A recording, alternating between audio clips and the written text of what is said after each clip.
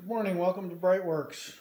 Today we are going to prep this camshaft for installation into the engine. So we have really cleaned this up. Everything's been cleaned very well. This is a 1969 camshaft, so we're not worried about the discoloration. We've gone around and checked all the lobes.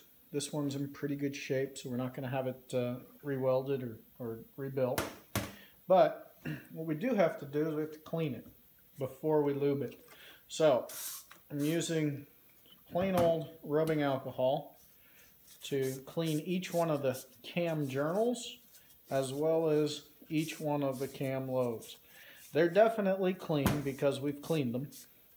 We had this thing sitting in the ultrasonic cleaner named Sonia for quite some time, but we're trying to get it cleaned off very well. We're using a Kim wipe because there's no lint on a Kim wipe, and nothing special, just regular old Kimberly-Clark Kim wipes. Anybody can get them. And then what we're going to do is we're going to use this this red lube from Webcam. So Webcam sends this to us every time we have camshafts rebuilt, and it's red. Now we're going to use that on the lobes. We're going to use the green on the journals.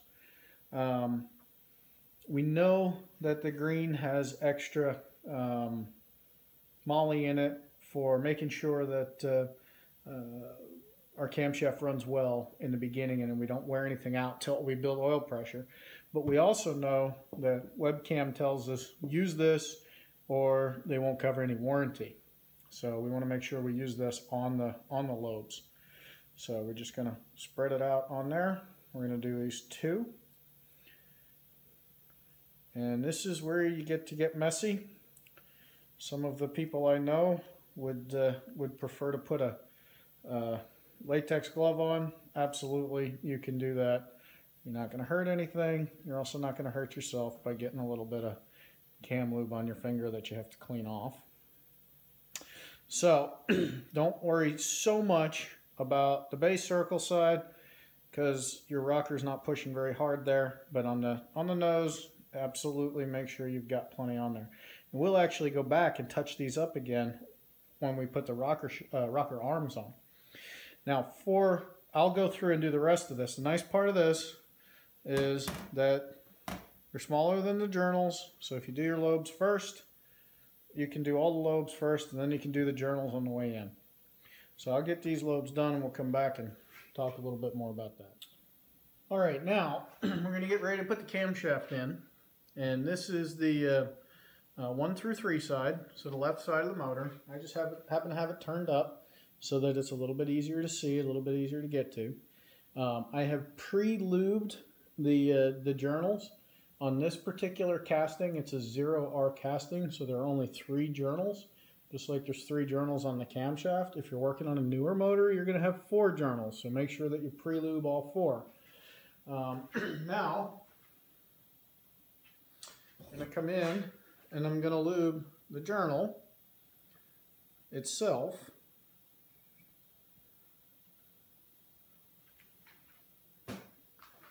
You don't want to put too much on, but you don't want to put too little. The real kicker here is that as we put this stuff on, we can add some from the inside, but we're going to be really close to one of the sealing surfaces that has a bad habit of leaking. And sometimes that's because when you get this lube on stuff, you actually will end up not getting it clean enough for your gaskets to work. All right, so now we've got our camshaft. We get it square. That spins. Perfect. We made it through the first journal. Now here's the trick I use. I've got it seated in the first journal. We're not leaning on it or anything like that, but now I can get to the next journal here and I can lube this. So I got a little less lube on my fingers than I could have had I just done the entire camshaft at one time. So now we've got that second journal lube.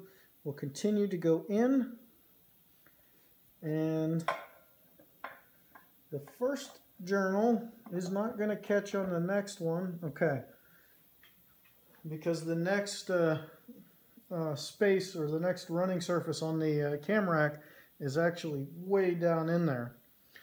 Porsche did change that eventually. They went with a 4-journal cam.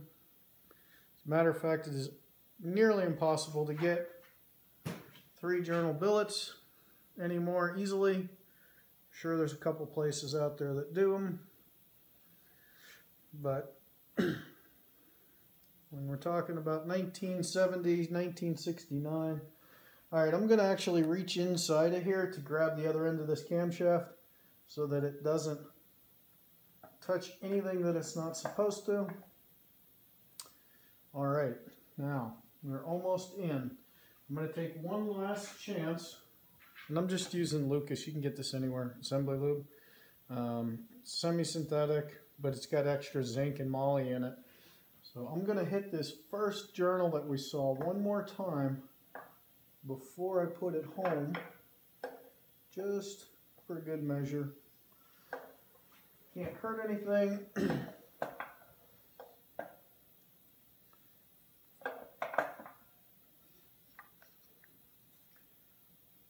All right. And there, ladies and gentlemen, you have it. Camshaft spins nice and easily, which means our cam rack is not warped, which means we torqued everything down well. Pretty happy with that, and we'll keep moving on. But as you can see in here, you see how all that cam lube got on my nice clean sealing surface. So I'm going to clean that once, twice, maybe 15 times to make sure that my seal will stick. Because all of that gooey stuff that's in there is what's going to cause your seal not to work correctly. And then you'll have oil leaks down the back of your chain box and you won't know why. And that's a major reason why right there. So thank you for watching. Check us out at brightworks.com.